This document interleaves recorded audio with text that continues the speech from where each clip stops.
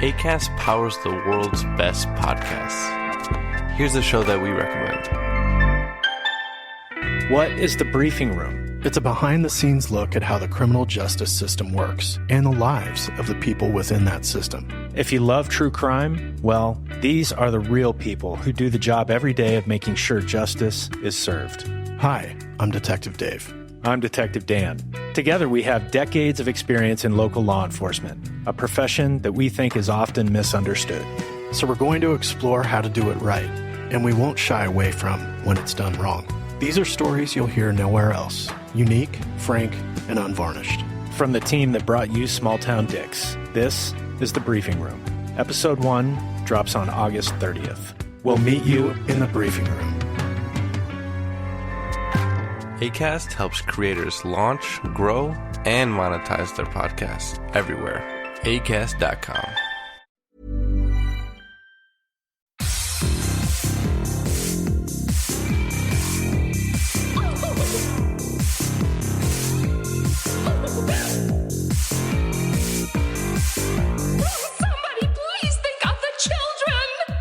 And welcome back to Scarred for Life, the podcast where we open up old wounds by looking back at the films that scared us as kids. I'm Terry. And I'm Mary Beth. In each episode, our special guest brings with them a movie that traumatized them as a child. This week, our guest is co-founder of Monstrous Femme films, Karlee Boon. She is also the co-director of the short film Camp Calypso. Welcome to the show, Karlee. Yeah. Hi, thanks for having me. We are so excited to talk to you because I love Monstrous Femme films and I rep the sweatshirt I have from you guys all the time. Oh my God, I love that so much. You look so cute in it. Thank you so much for being so supportive of us throughout the past year. It's meant so much to us. Of course. And it was so funny. So when you guys send the merch, you have a really cute envelope with like a wax seal. And yes. My boyfriend saw it and he was like, I want a wax seal now. Oh my God. He was very excited about it. We like ordered a little custom one on Etsy. I think it's pretty cool. That's so awesome. So cool. I love it. So Karlee, how did you get into horror?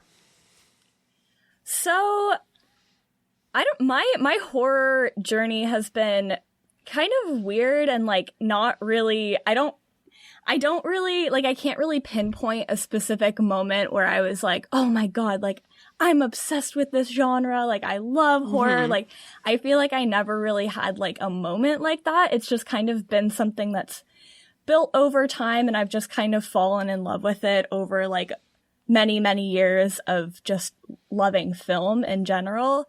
My mom is really into horror. So I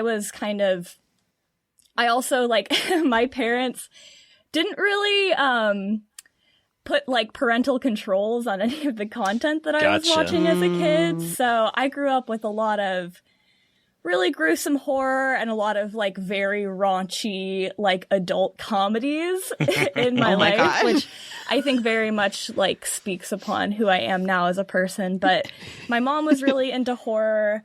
So I kind of just had stuff like put on in front of me. Like I saw The Ring when I was really young. The Grudge was a big one for me. I have like super vivid memories of like my brother and I making the like sound, like just literally like crab walking through the house, like trying to scare the shit out of one another.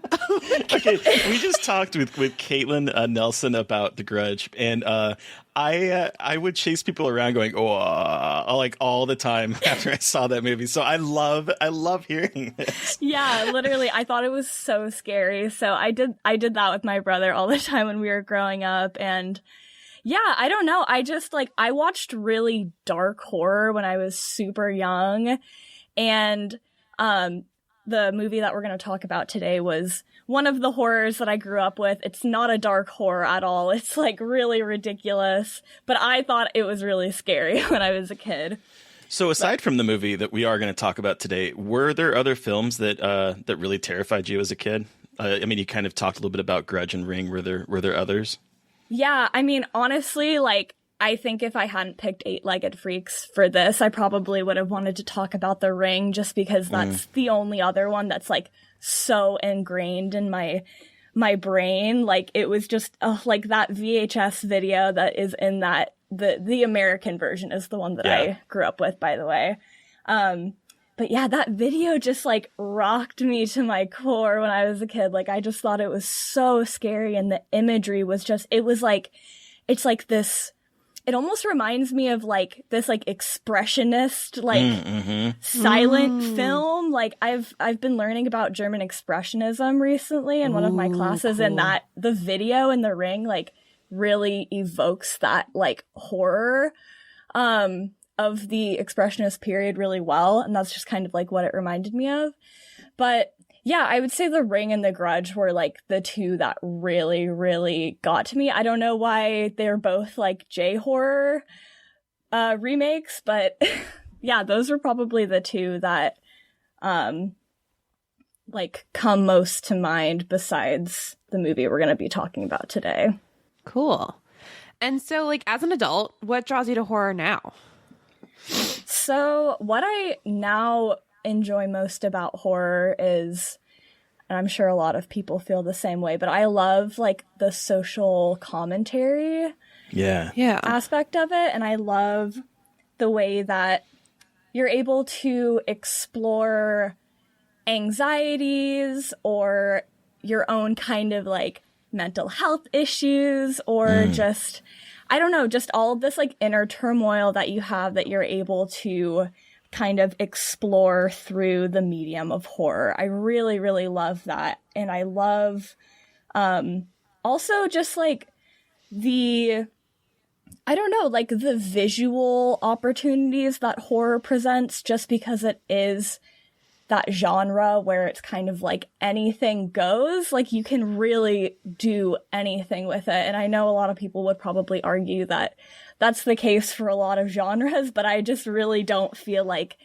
any other genre besides horror opens up all of these doors. Like, you can have like really dark, gruesome, disgusting horror. You can have bright, fun, campy, hilarious horror. Like, there's just so many things you can do with it, and there's a horror film for like any mood that you're in, any kind of world you want to be taken to.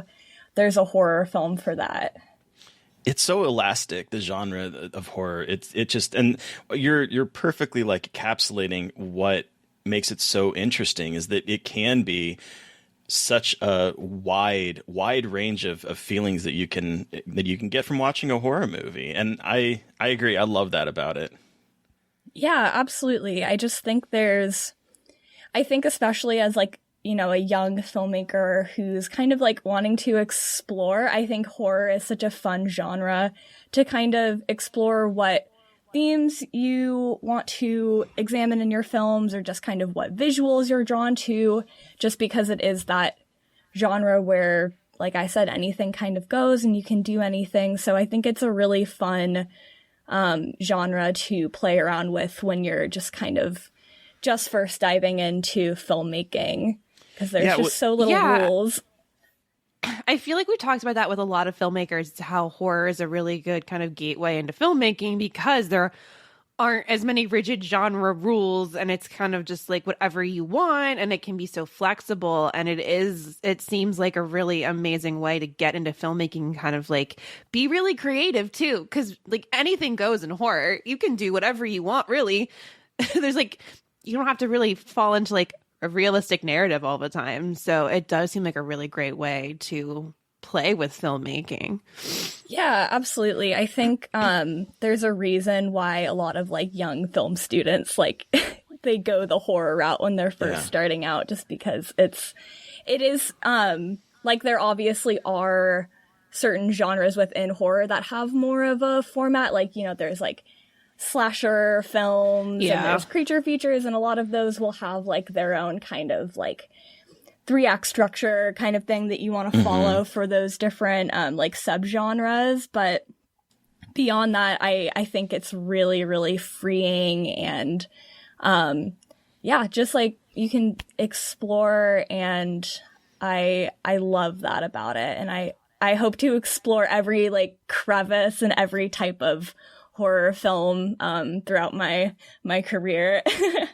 Well, the other thing that you kind of mentioned was that there are subgenres and they, have their own, 3-act structure. But what I think is so fun is when you start to like merge those, and we'll talk about that a bit with the movie you chose today, but the way that you can take a creature feature, say, and you can add like a comedic bent to it, and that just completely changes the way you represent the film. And I think that's what's so exciting when you start to see the way that some filmmakers take, well, I want to make a slasher, but I want to make a comedy, or I want to make a slasher that's a creature feature. I want to make a slasher that also is aquatic horror, or the way you can like sort of incorporate all of those different things in, and it changes how you tell the story. I think it's so fascinating. Yeah, and I was gonna say, Karlee, I can see it in your work, like that kind of like, and we'll talk about this in a little bit when we're talking about like your process, but you really do that with Kim Calypso, especially, and that kind of like, oh, it kind of looks like a slasher, but actually it's not.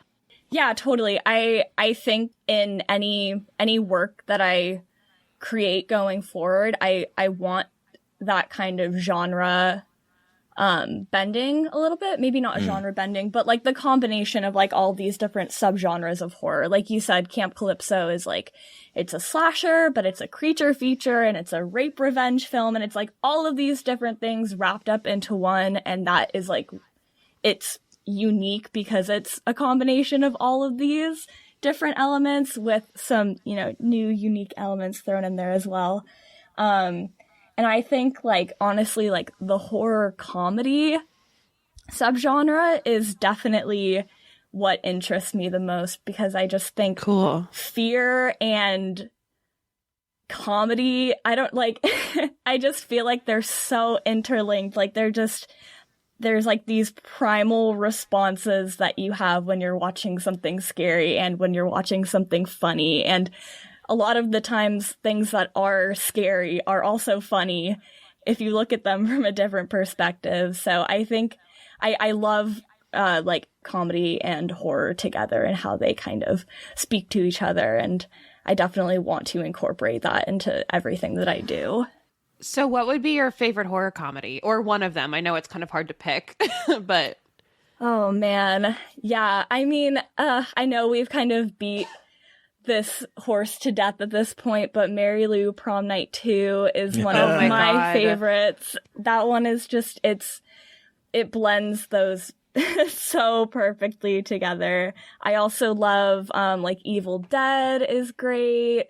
I'm also really into body horror, like 80s campy, like, body horror movies. Hell yeah. I just watched Killer Clowns recently, which I thought was great. Oh, it's so good. It's so good. Oh my God, like, it's ridiculous. I mean, there's just so much, like, Frank Henenlotter, like Frankenhooker, Brain Damage, that kind of stuff is like... Basket Case. Yeah, I actually haven't seen Basket Case yet. That the whole trilogy is next on my list for sure. But yeah, I would say, like, Frankenhooker, Brain Damage, just because they kind of, like, incorporate that, like, grotesque body horror, but it's also so, like, it's just so ridiculous that it definitely leans more to, like, the comedy side. Have you seen The Blob remake from the 80s? Yeah, that was another, the 1980 Blob. 1986 Society is a great one. Oh my God. I just watched Society for the podcast for the first time, and that movie is everything. It's insane. So ridiculous. God. It's literally so good. But yeah, like The Stuff too. I feel like all of those films are like very much in the same vein. I'm obsessed with anything from the 80s, really. Like, that is 100% the decade I'm most drawn to. But, like, if you give me an 80s body horror comedy, like, I'm so happy with that. Do you ever still feel that childhood horror when you watch, like, the childhood fear when you're watching horror now? Not really. Yeah. No. I honestly, even when I was a kid, besides, like, the few movies that I mentioned to you guys, I really, like, didn't get super scared of stuff. Okay. And especially like now that I'm an adult, there's only been a few movies where I've just kind of like had to maybe look away because like the imagery was too much, but it was never because I was like, oh my God, I have to turn the lights on. Like, I'm scared that there's a shadow in my kitchen staring at me. Like, I never have that experience with horror anymore. And I wish I did. Because I love that feeling of being scared and like the adrenaline it gives you. But yeah, I don't feel it a ton anymore. And what I love about horror now is, like I said, just like the social commentary it provides. And honestly, like, I really am attracted to like a lot of the visuals of horror. And I just think there's some really gorgeous horror movies out there. Even Society, it's gross, but it's beautiful in a lot of ways. There's some really beautiful cinematography in it. And I watch it definitely more for like the artistic appreciation and for like the entertainment value rather than like I want to go in and I would just want to feel fear because that's really hard for me to evoke at this point now that I've watched so much horror. Right. Yeah. Oh yeah, we have the same experience. It's like very hard to be scared. But what were some of the movies that made you look away in terms of visuals? Do you remember any of them? One that I just recently watched that I can think of was like Possessor. If you guys saw that. Yeah, the brand new Cronenberg film.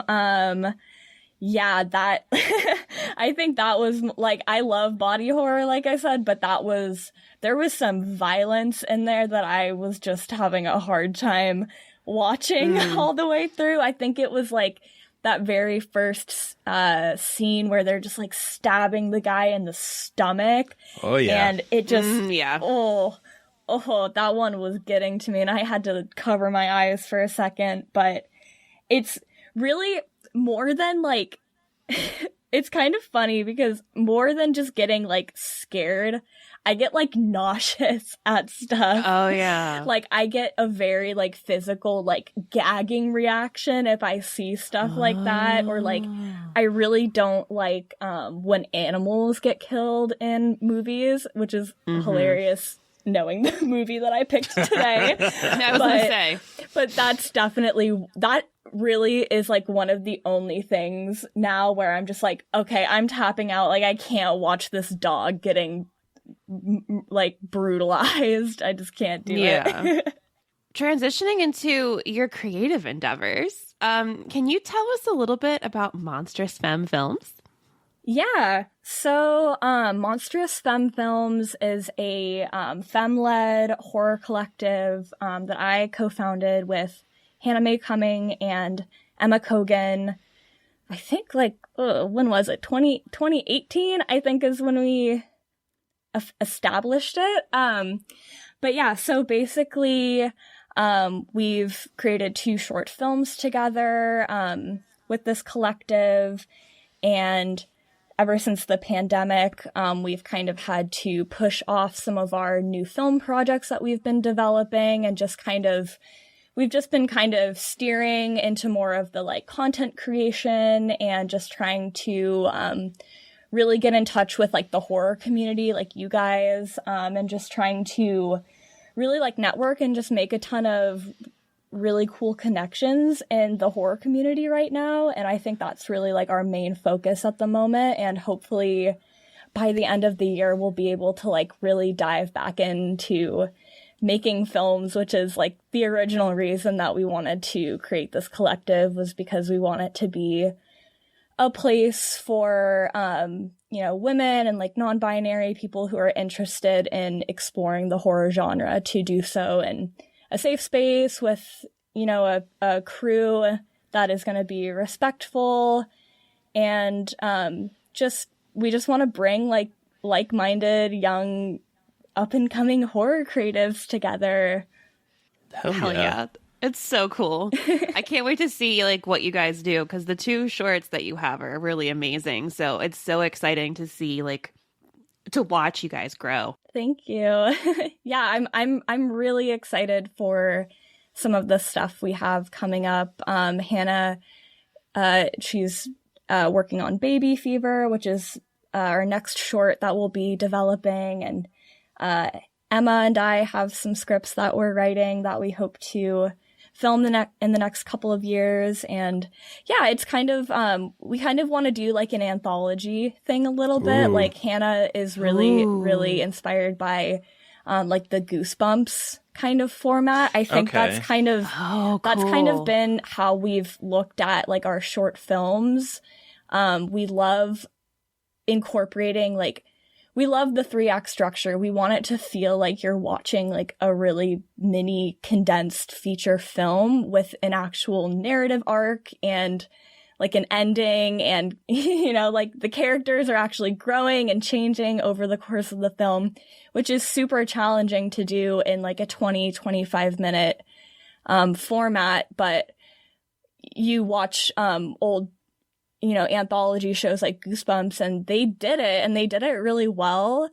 And I think that's something that we are definitely trying to achieve with our work, is just kind of having we want to explore all of these different subgenres of horror, but kind of spin like a feminist lens onto them, and just kind of, put like a new, unique perspective on these old horror genres that are very much rooted in like misogyny and just not really, they don't really have like the greatest depictions of women all the time. So I think that was definitely something that like originally inspired us to create this film collective and make these films. So kind of going off of that, can you talk a little bit about the short film that you co-directed, Camp Calypso? Because it seems to exemplify everything that you just had said. So I'm just kind of curious if you can share with our listeners what it's about and kind of talk about that. Yeah, totally. So Camp Calypso is a camp slasher creature feature about a newcomer to the camp. Her name is Margot, and she comes to Camp Calypso in the year of 1978.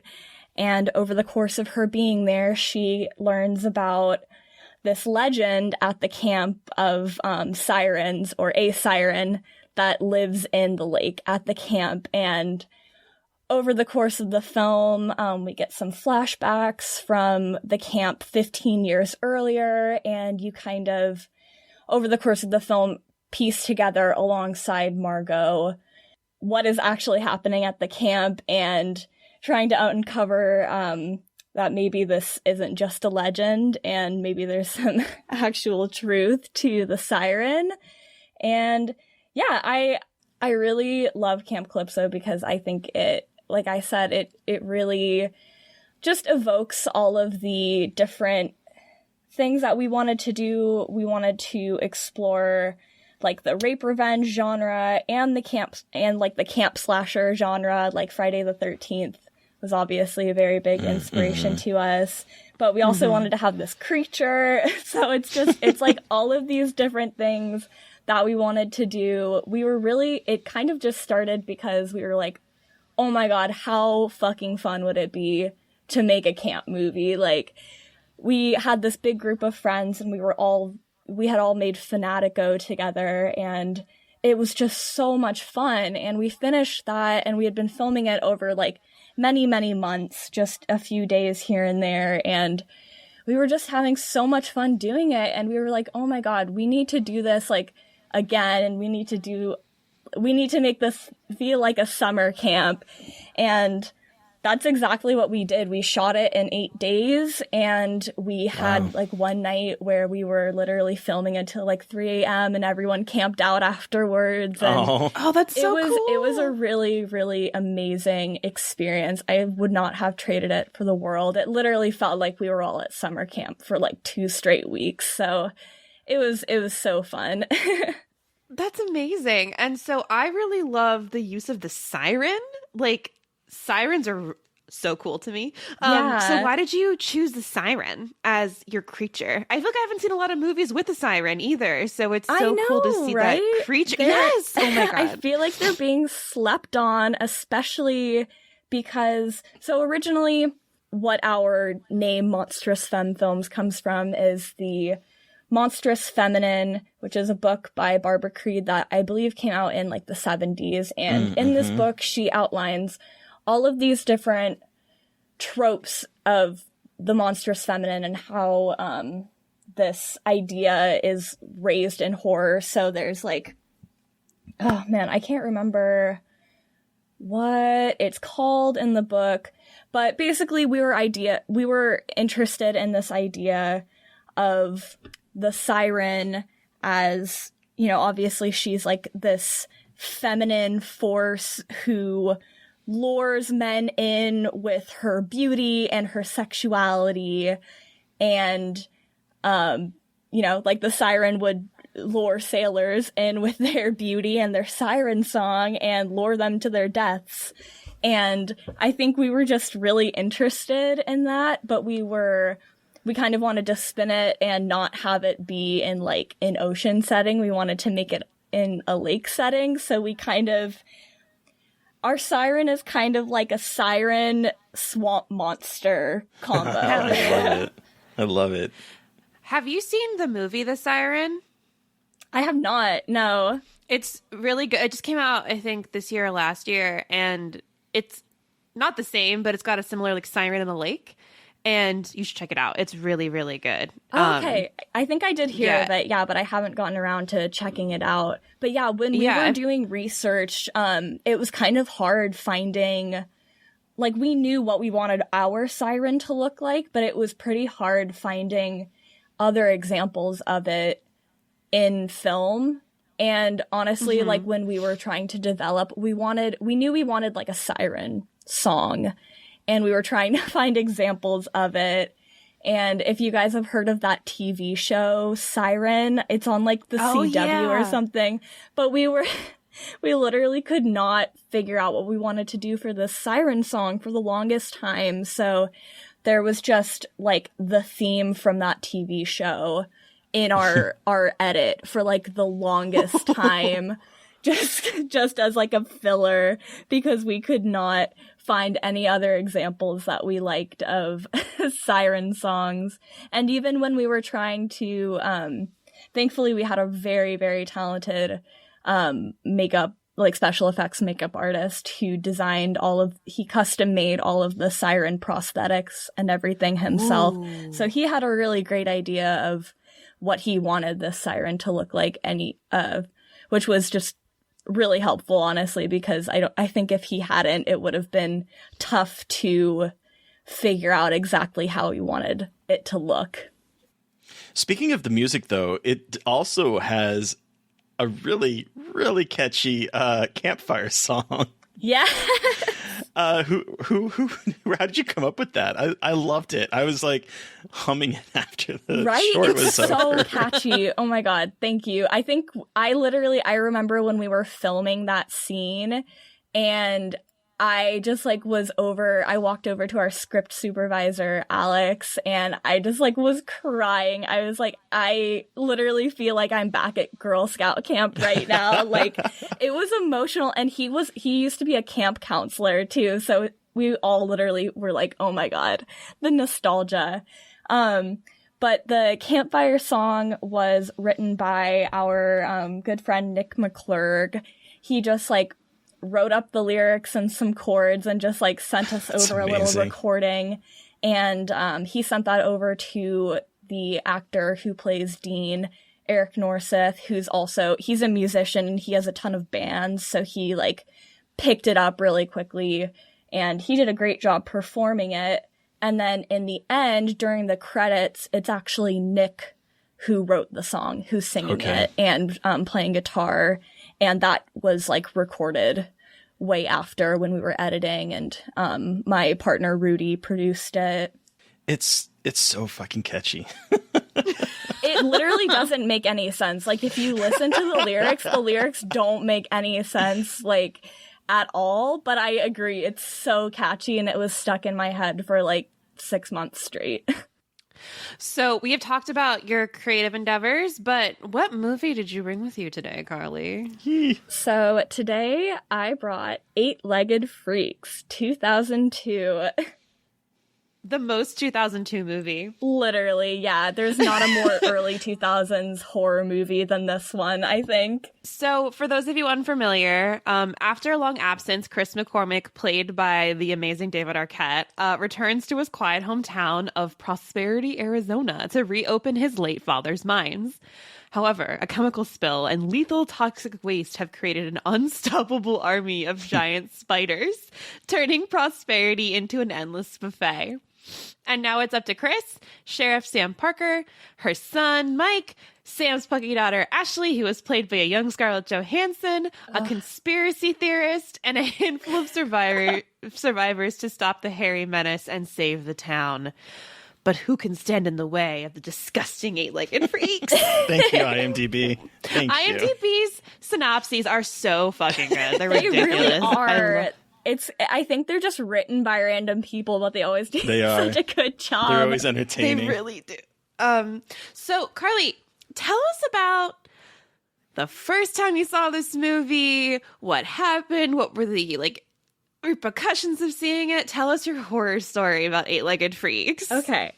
So, I just have a bad memory, and I really cannot pinpoint, the first time I ever saw this. And also, I think this show was, played just a lot on TV when I was a kid, because I feel like I saw this movie at least 10 times when I was growing up.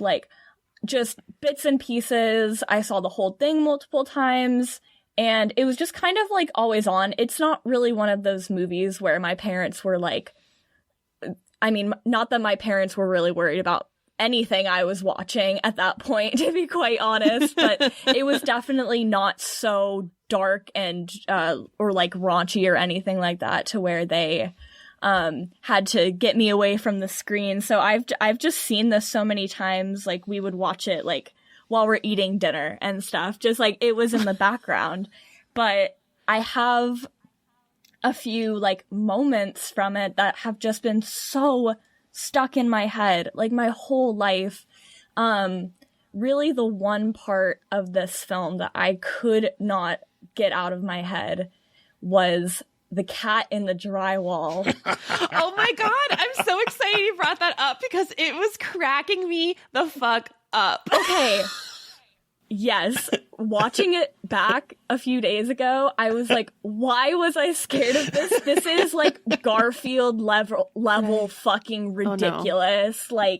Literally the cat and the spider are getting thrown into the drywall, and they're fucking wrestling inside literally the wall. They're wrestling, and I love the little outlines of the cat when it's getting thrown in the drywall, and it's I don't know, these snapshots of it making these crazy expressions, and oh my God, it was so campy and just hilarious when I rewatched it. But that really, and like I said, I'm an animal lover, and I don't like violence upon animals in horror. So I watched that as a kid, having a ton of pets, and I was just nope, I can't do this right here. This, and same with the ostrich farm scene.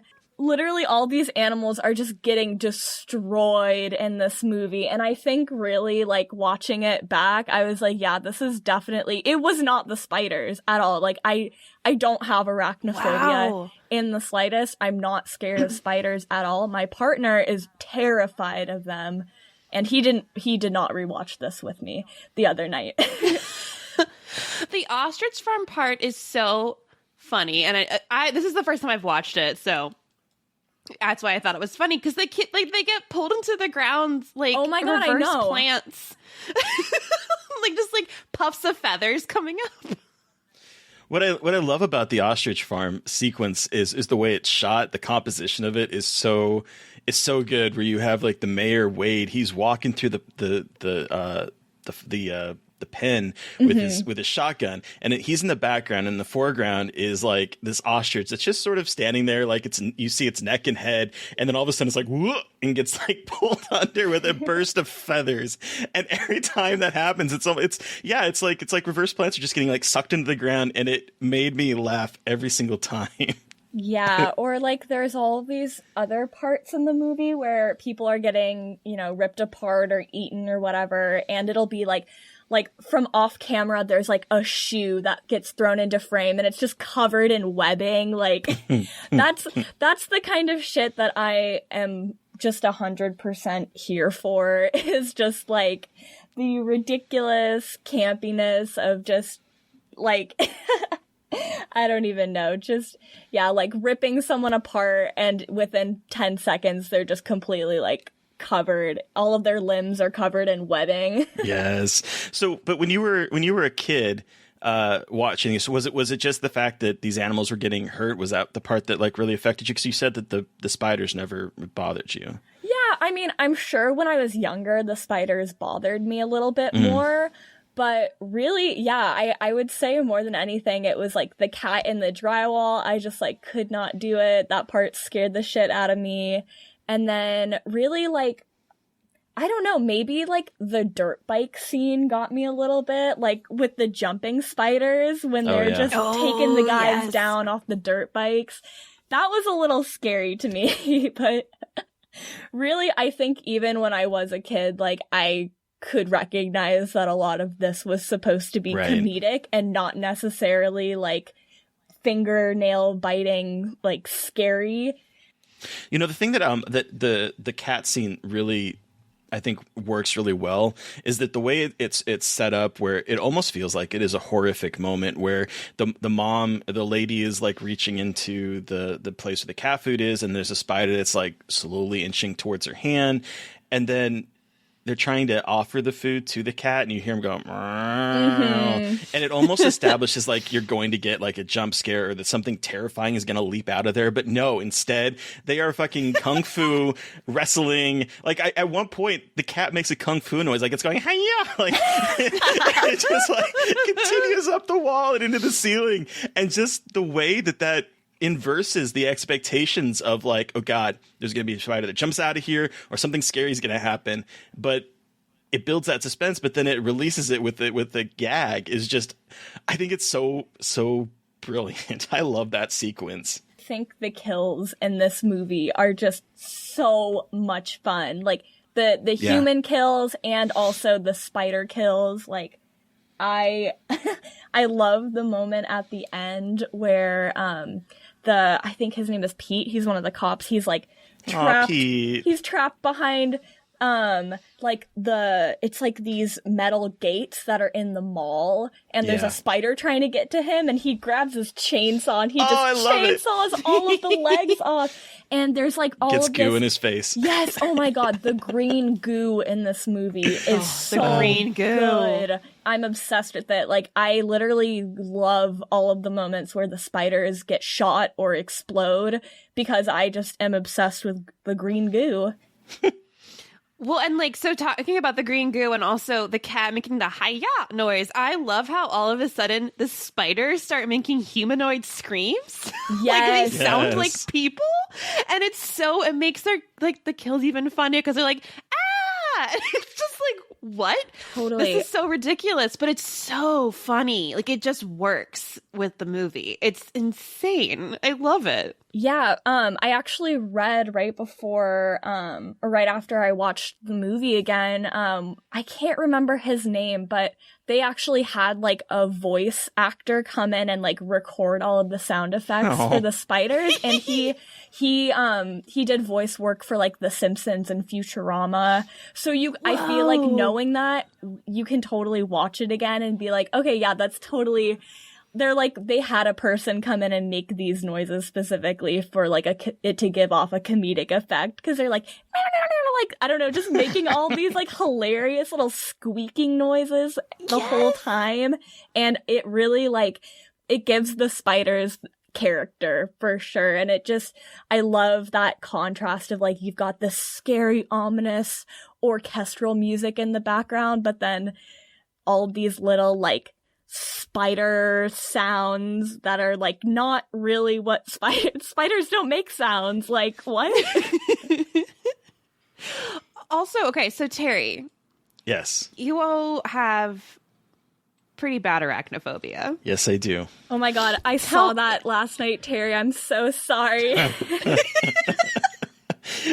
There's no reason for you to have known this, Karlee, but this Arachnophobia, the movie, is actually sort of the reason that this podcast kind of started to get off the ground, because that movie terrified me as a kid to no end. And I do have I have severe arachnophobia to the point where I can't look at pictures of real spiders. It freaks me out.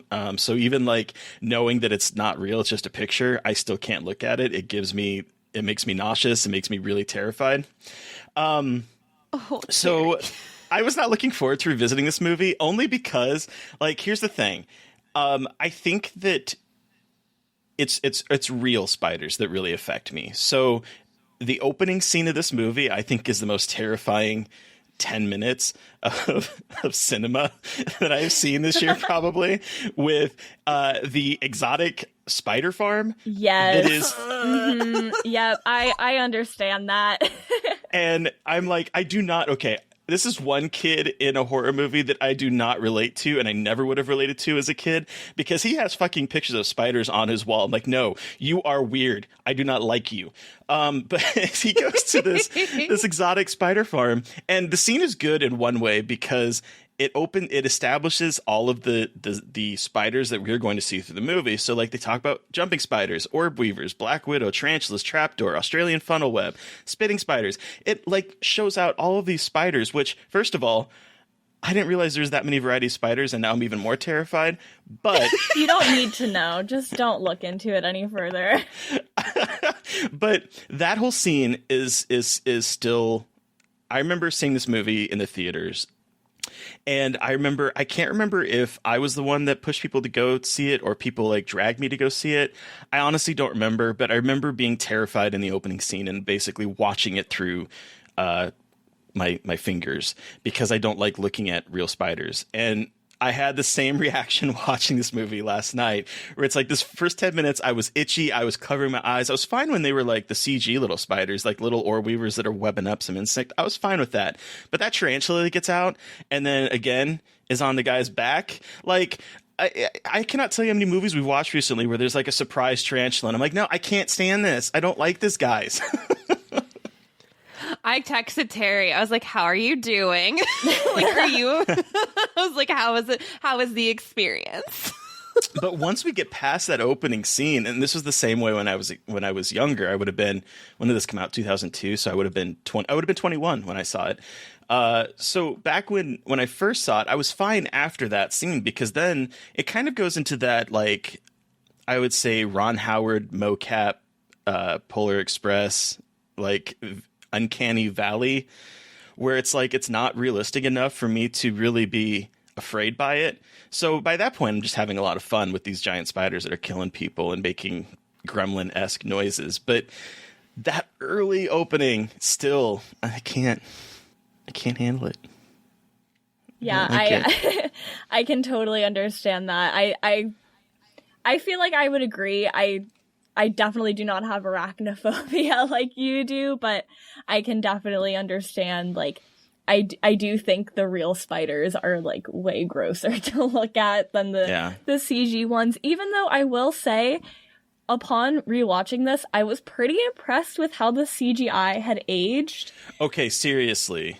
Like, I'm definitely more of a practical effects person just because it's timeless and it ages so well, but I didn't feel like there were many shots of these spiders where I was like, okay, that looks really fucking fake. Like, I think they did a pretty good job. And I actually read that they did like 7 months of pre-production and did like some on-location stuff with the VFX artists before they even started filming this, which I think definitely helped them in the long run make sure that, like, it looked as realistic as I think they were able to achieve in 2002.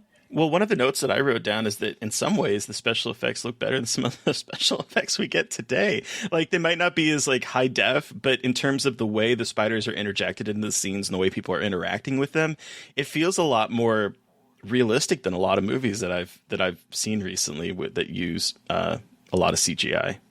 Yeah, absolutely. I think the trick with CGI is just not showing everything all the time. Like, I really don't like when CGI is so detailed, so in your face. Like, oh man, I watched the third Jurassic Park a few months ago, and I truly despised the CGI in that film because it was like these close-ups of these CGI characters, and there was no way during that time that you could make that look really, really realistic. So I think what I commend the director and the VFX artists of Eight-Legged Freaks for is actually understanding like how to compose a shot with CGI characters to make them fit well within the scene and not look fake and not show so much of them that there's so much detail that you can pick out, and it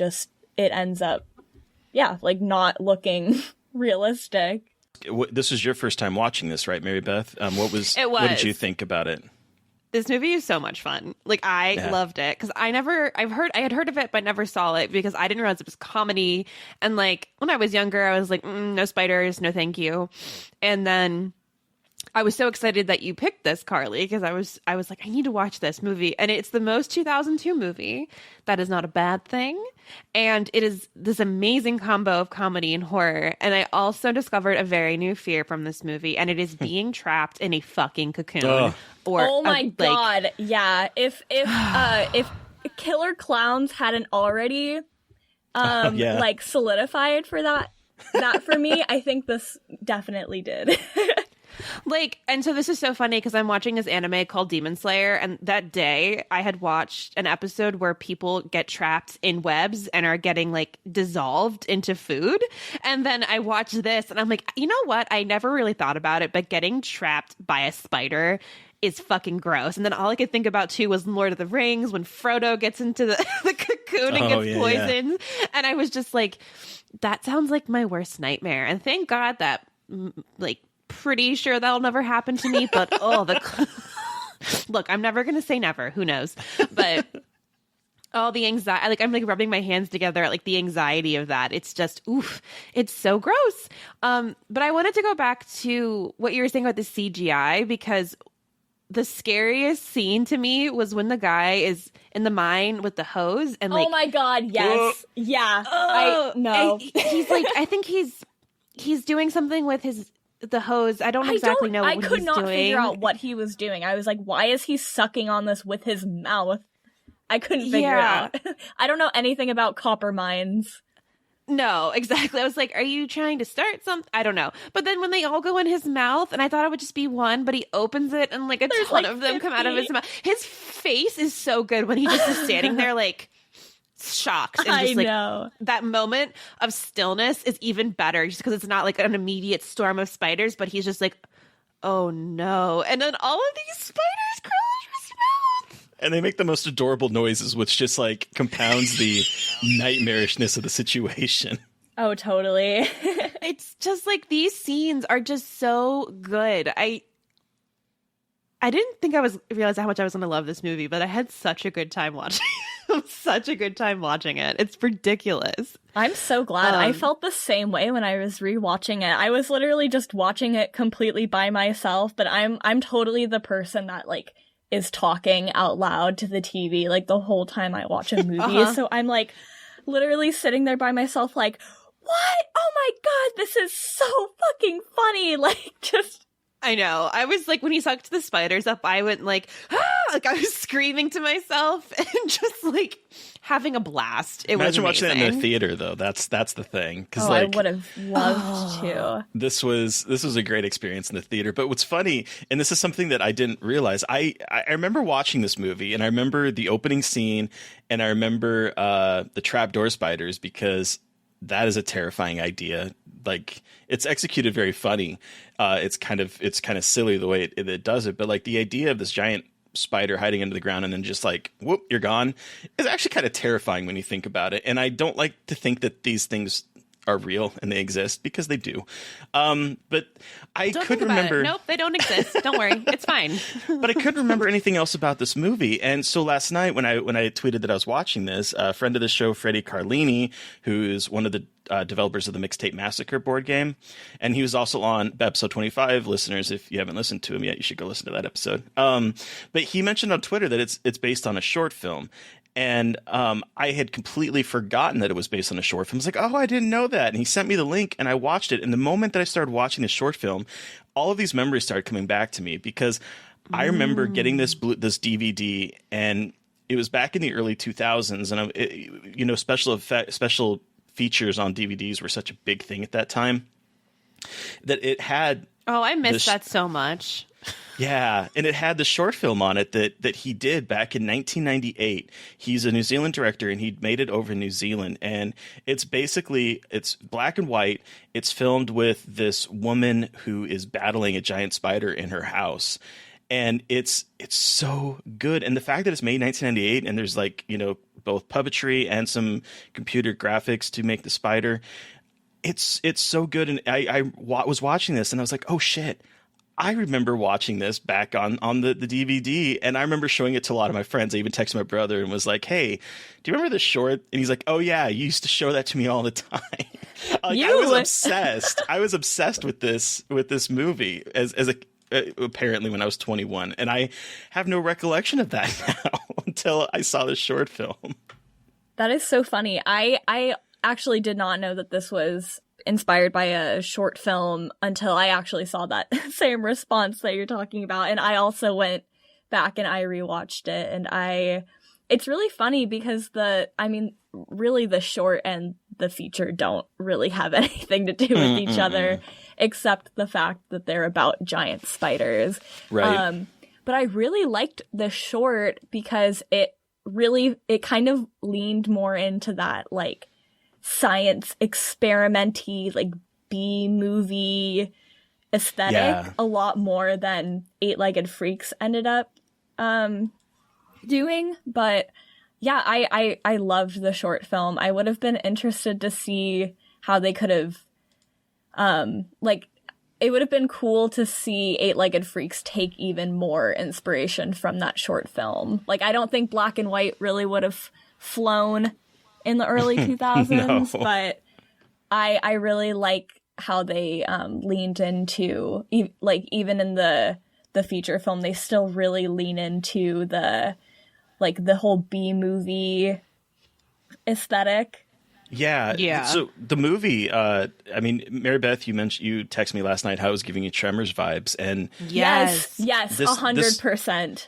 I mean, it to the point that this takes place in Prosperity, Arizona, and Tremors took place in Perfection, Nevada. So there's obviously a direct correlation that they're trying to pull from. But this movie takes a lot of inspiration from a lot of movies from even back to the 50s, like you were talking about, Karlee, with sort of that big giant insect craze of the 50s with Them and Tarantula and Beginning of the End and Earth versus the Spider, these ideas of either some kind of nature reacting, because I think a volcano erupts and unleashes a swarm of something, and then a lot of them are based on the nuclear fears of that time. Mm-hmm. Creating giant versions of these insects.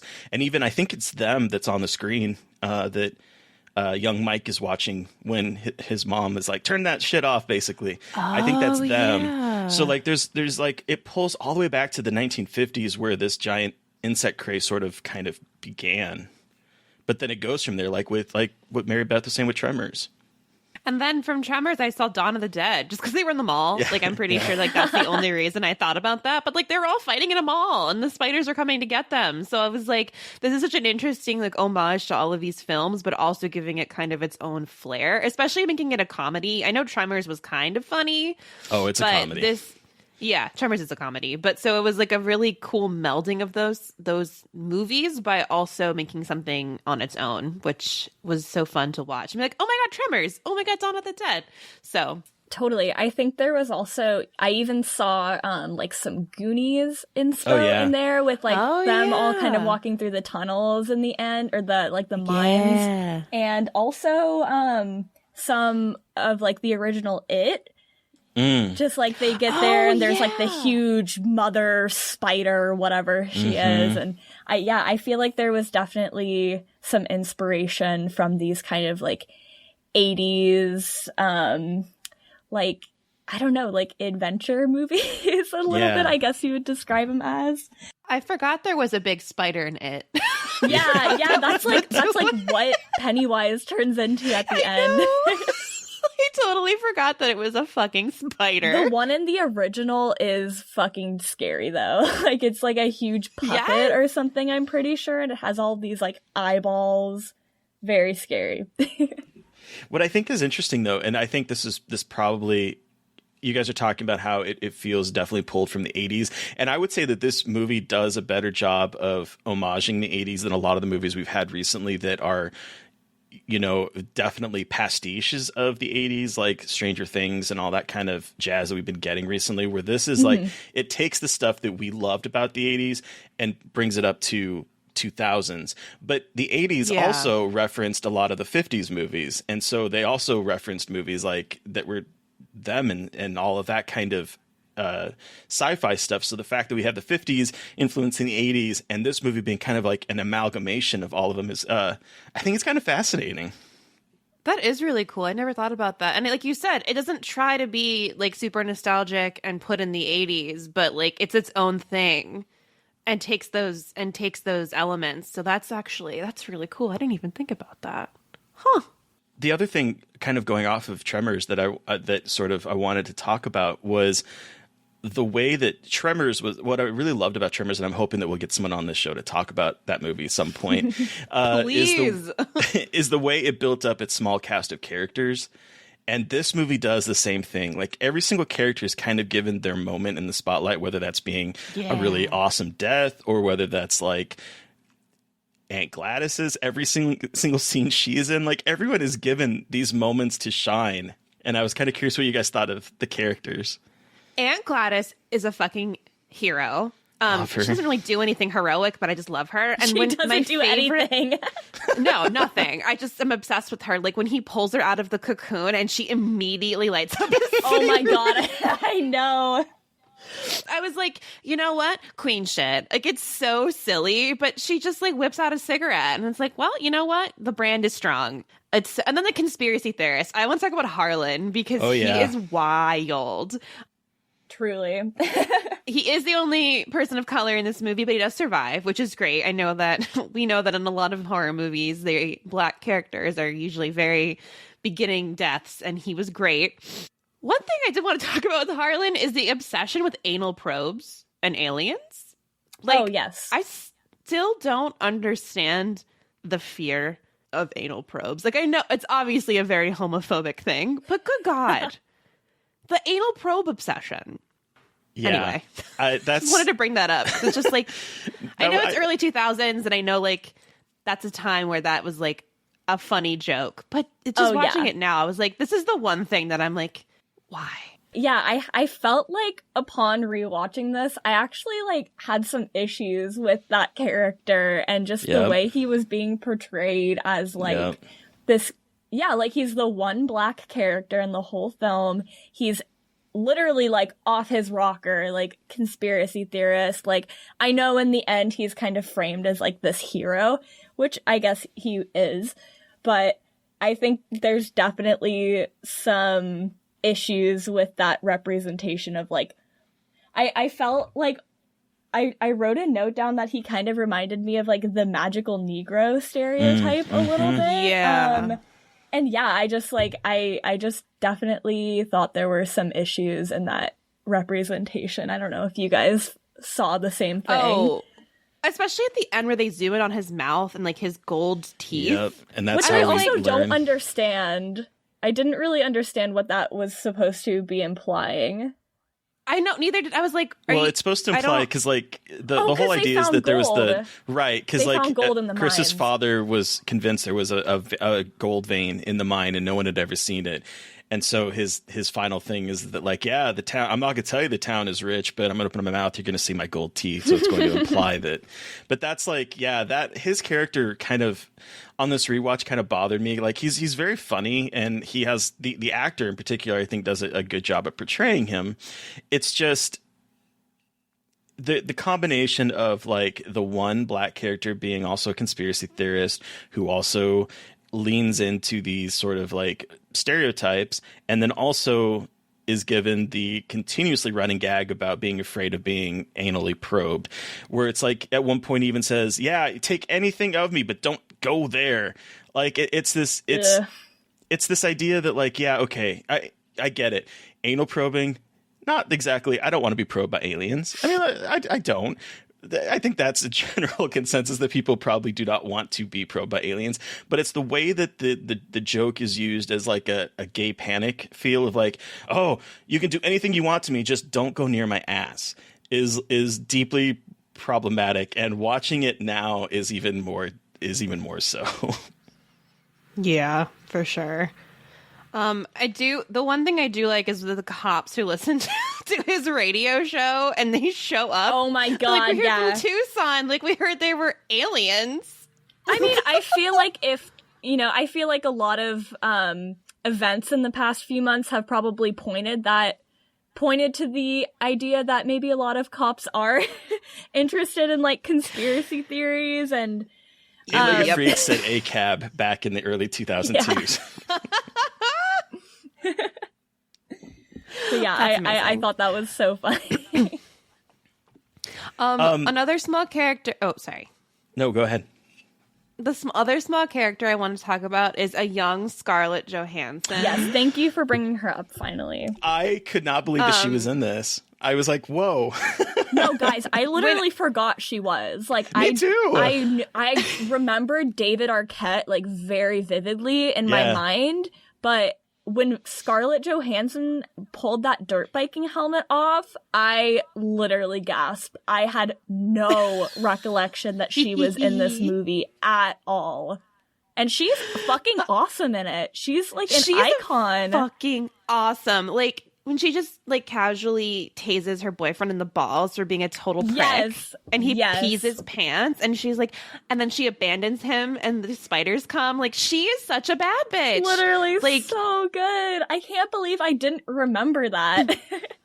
She has the most early 2000s outfits, and I'm like, this is like style icon for me when I was a child. If I had seen her, I would have been like, yep, exactly what I want. Plus, she would have been like 17 is disgusting.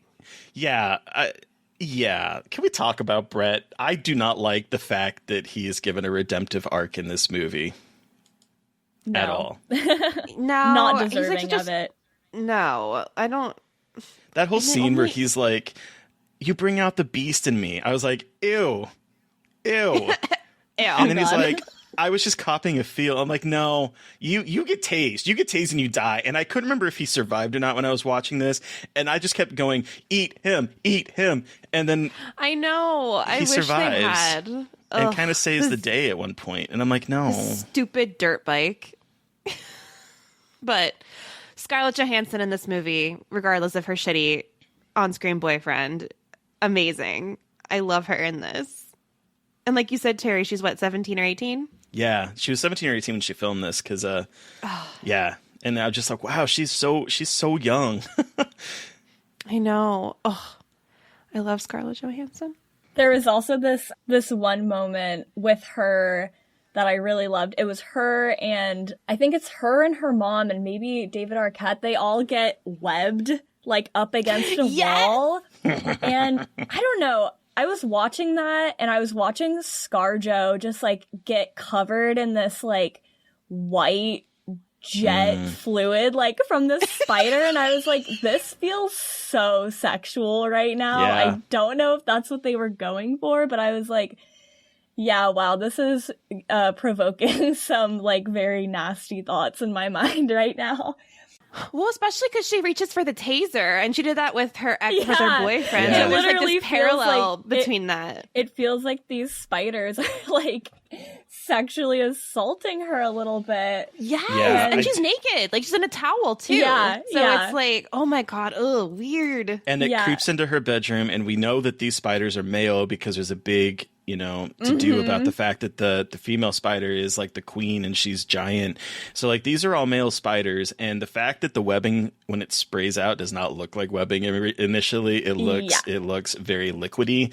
Yes, I had that same jizz note going on. I was like, this is Okay, good. I'm glad I wasn't the only one who was thinking of that. I don't just have like a really dirty fucking mind.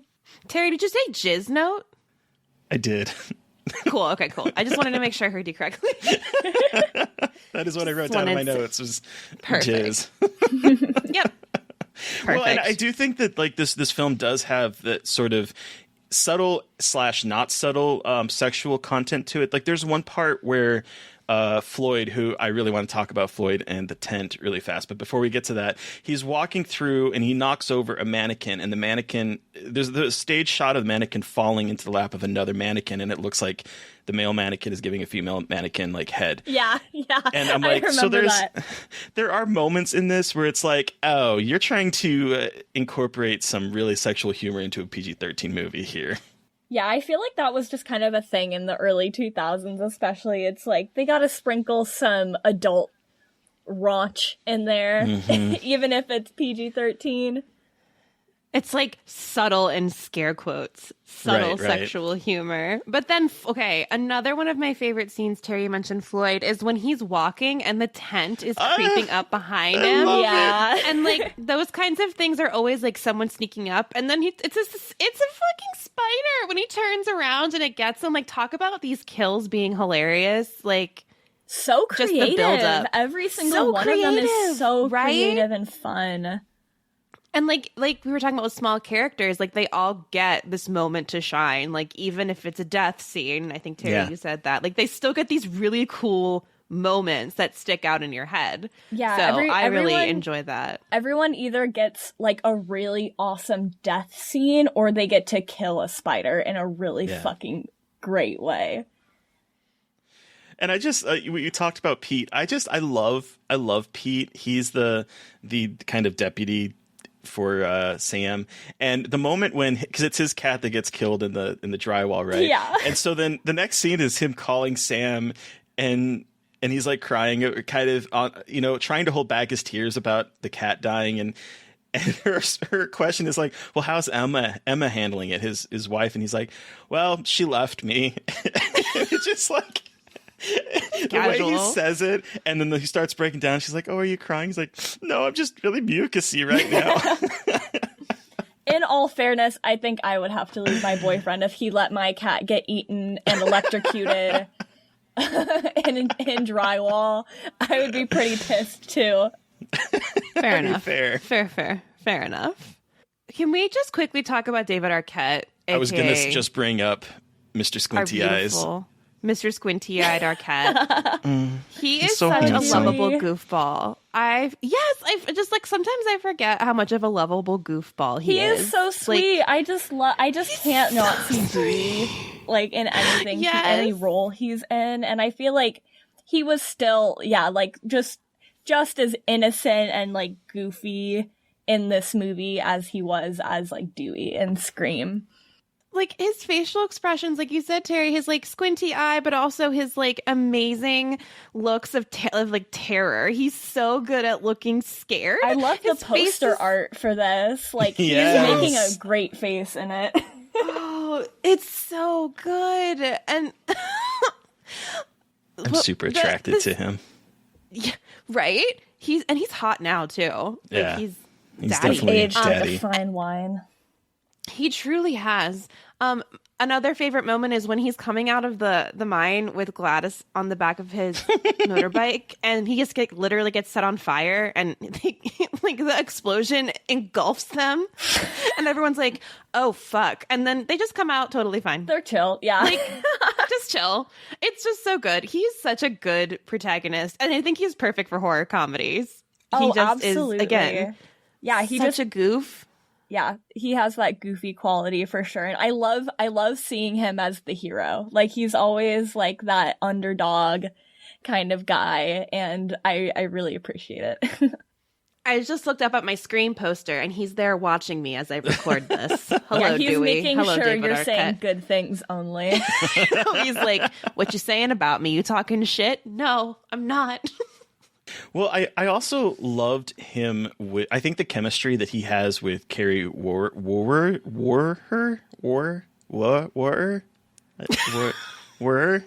what? I don't know how to say her last name. Sam. I think the chemistry he has with the actress that plays Sam is phenomenal. I think they definitely have this really good arc between the two of them. And what I really kind of liked is the way that this film sort of subverts gender roles, where she is like, she's the sheriff, she's in control. Even though David Arquette and Chris gets like this sort of final heroic savior moment of saving Aunt Gladys and whatnot, it is Sam throughout the entire movie that is sort of leading the charge and keeping people safe.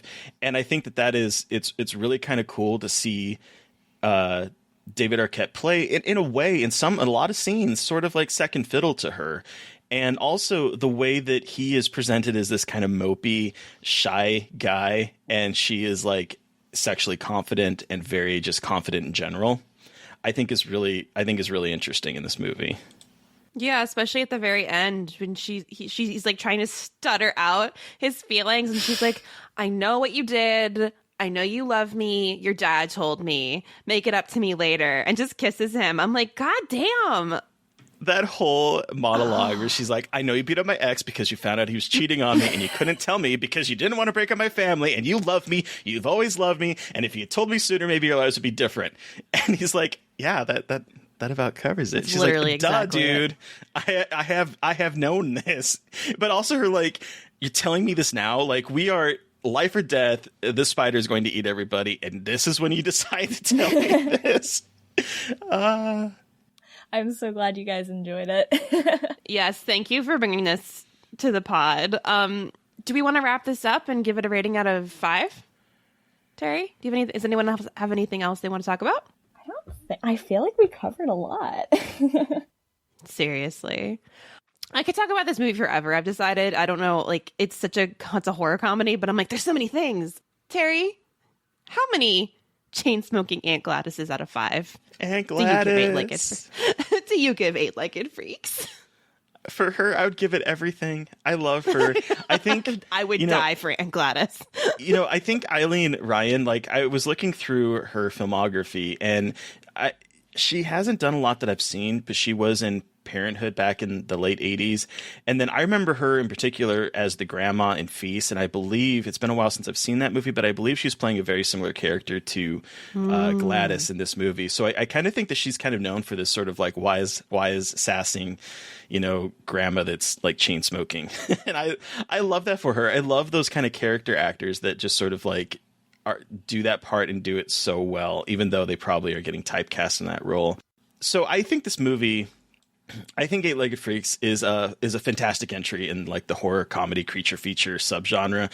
I think that it like Tremors before it sort of is the perfect blend of hilarious characters and horrific creatures and some really horrific ideas if you think about it, with like some fantastic action and a lot of heart that brings to mind those kind of classics that I grew up on in the 80s, or even further with like the sort of sci-fi giant insect movies of the 50s. I think this movie is fantastic. I think it's funny. I have a qualm because I do not think that these people could survive as long as they did in a mine that has methane gas. That is don't true. think about it too hard. That's a good point. I have an issue with the fact that they are seemingly breathing okay in this mine that is so flammable that a pack of matches causes the whole thing to explode. That is a little problematic for me. I know. They didn't even try to give them gas masks or anything. No. I feel like methane's fine. It'll just explode. It's fine. No worries. But, that little quibble aside, I think this movie is fantastic, and I would happily give it, I think 4. I think 4 chain smoking Aunt Gladyses. I feel like 4 sounds appropriate. What about you, Mary Beth? I will also give it 4 chain smoking Aunt Gladyses out of 5. This is I think it's one of the best horror comedies I've seen. I love the combination of gore and just all that ridiculousness. The ensemble cast is hilarious, and I just love the absolute dedication to making an homage to horror creature features, but making it in a 2002 context and also making it still relevant and amazing to watch today. So once again, Karlee, thank you for having me finally watch this. It was such a fun ride. Can we give a shout out to the score really quickly? The score is phenomenal. Oh my God. The score was really beautiful. Right? I thought at one point they were playing a dramatic orchestral version of the Itsy Bitsy Spider. And I was like, what the fuck? This is amazing. Yeah, there's a rendition of the Itsy Bitsy Spider that's incorporated into the theme that comes up, I think, pretty much every time there's a kill. Yep, and then whenever there's a spider attack. I have to talk about the fucking credits song because I literally was dying when those credits started rolling. It's this alt-punk rendition of Itsy Bitsy Spider. It's so ridiculous. I'm sure you guys saw it in Camp Calypso, but I love doing, I don't know, renditions of a popular song in a really weird style as the end credits song.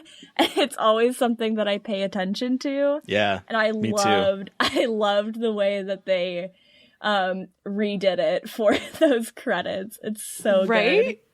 It's so good. So Karlee, you have the final word. How many chain smoking Aunt Gladyses out of 5 do you give Eight-Legged Freaks?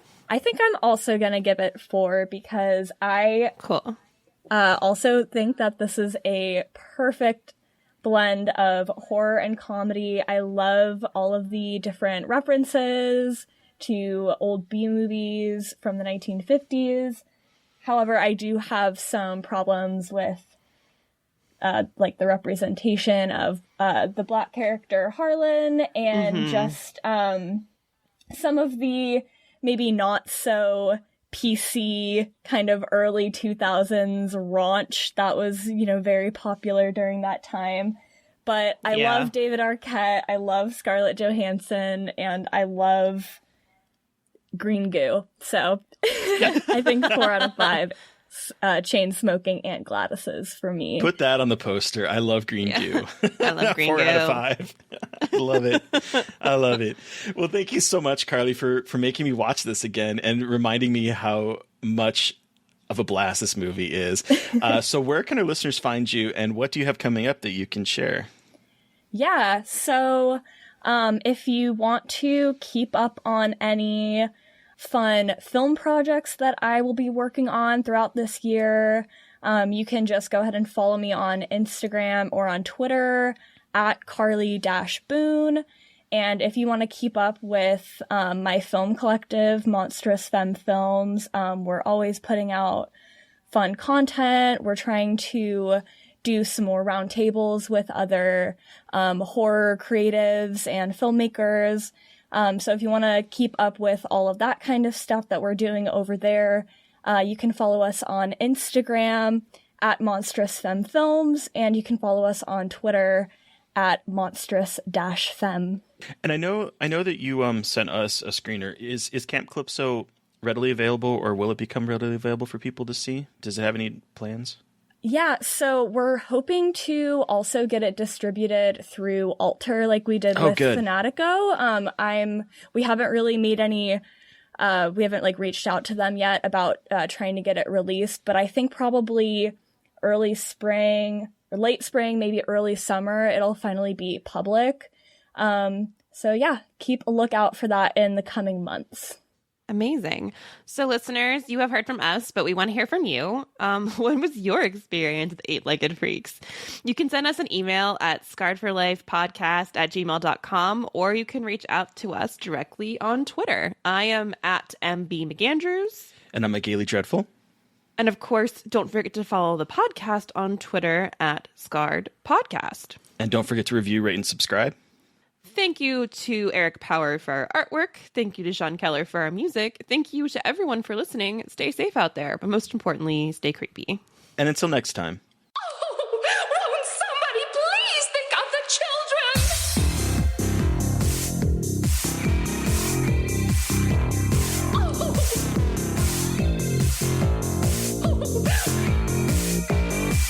Won't somebody please think of the children?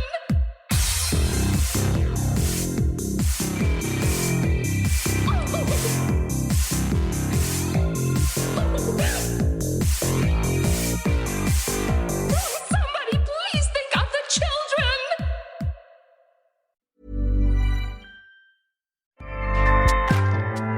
Acast powers the world's best podcasts. Here's a show that we recommend. What is The Briefing Room? It's a behind-the-scenes look at how the criminal justice system works and the lives of the people within that system. If you love true crime, well, these are the real people who do the job every day of making sure justice is served. Hi, I'm Detective Dave. I'm Detective Dan. Together we have decades of experience in local law enforcement, a profession that we think is often misunderstood. So we're going to explore how to do it right, and we won't shy away from when it's done wrong. These are stories you'll hear nowhere else. Unique, frank, and unvarnished. From the team that brought you Small Town Dicks, this is The Briefing Room. Episode 1 drops on August 30th. We'll meet you in the briefing room. Acast helps creators launch, grow, and monetize their podcasts everywhere. Acast.com.